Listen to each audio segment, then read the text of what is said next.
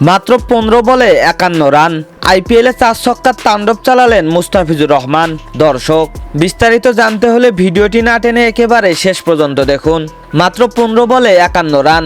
হ্যাঁ, ঠিকই শুনেছেন, এই অবিশ্বাস্য ইনিংসটি খেলছেন বাংলাদেশি বাঁহাতি পেসার মুস্তাফিজুর রহমান। শুধু বল হাতে নয়, আজ ব্যাট হাতেও রীতিমতো আগুন ঝরিয়েছেন দাফিজ। আইপিএল ইতিহাসে নিজের নামটা নতুন করে লিখিয়ে রাখলেন তিনি। ঘটনাস্থল মুম্বাইয়ের ওয়াংখেড়ে স্টেডিয়াম। বাঁচা মরার ম্যাচে দিল্লি ক্যাপিটালস মুখোমুখি হয় মুম্বাই ইন্ডিয়ান্সের। টস হেরে ব্যাট করতে নেমে 5 উইকেটে 180 রানের চ্যালেঞ্জ ছুড়ে দেয় মুম্বাই। জবাবে ব্যাট করতে নেমে শুরুতেই দিল্লি ছন্দ হারিয়ে ফেলে। একের পর এক পড়তে থাকে উইকেট, কিন্তু যখন সবকিছু প্রায় শেষ, তখনই ঝড় তুলে দিল্লির শেষ আসার নাম হয়ে উঠলেন মুস্তাফিজ।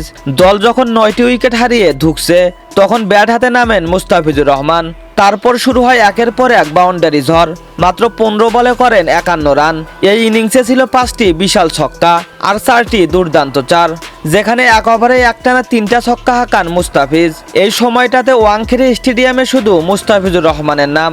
দর্শকদের চোখে মুখে অবিশ্বাস, প্রতিপক্ষের চোখে আতঙ্ক। এর আগে বল হাতেও ছিলেন দুর্দান্ত। 4 ওভারে মাত্র 30 রান দিয়ে তুলে নিয়েছেন গুরুত্বপূর্ণ রোহিত শর্মার উইকেট। কিন্তু ব্যাট হাতে যে ঝড় তুললেন, তাতে তার অলরাউন্ড পারফরমেন্স ভোলার মতো নয়। তবে মুস্তাফিজের এই বিস্ফোরক ইনিংস দিল্লিকে পরাজয়ের হাত থেকে রক্ষা করতে পারেনি। মুম্বাই ইন্ডিয়ান্স 59 রানে ম্যাচ জিতে নিশ্চিত করেছে প্লে অফ, আর দিল্লি বিদায় নিয়েছে আইপিএল এর প্রথম পর্ব থেকেই। তবুও মুস্তাফিজুর রহমান আজ প্রমাণ করলেন তিনি শুধু একজন ডেট ওভার স্পেশালিস্ট নন, প্রয়োজন হলেও ব্যাট হাতেও দলকে রক্ষা করতে পারেন। তো দর্শক, মুস্তাফিজের এমন দুর্দান্ত ব্যাটিং পারফরমেন্স আপনাদের কাছে কেমন লেগেছে তা অবশ্যই জানাবেন ভিডিওর কমেন্ট বক্সে। এতক্ষণ আমাদের সাথে থাকার জন্য অসংখ্য ধন্যবাদ।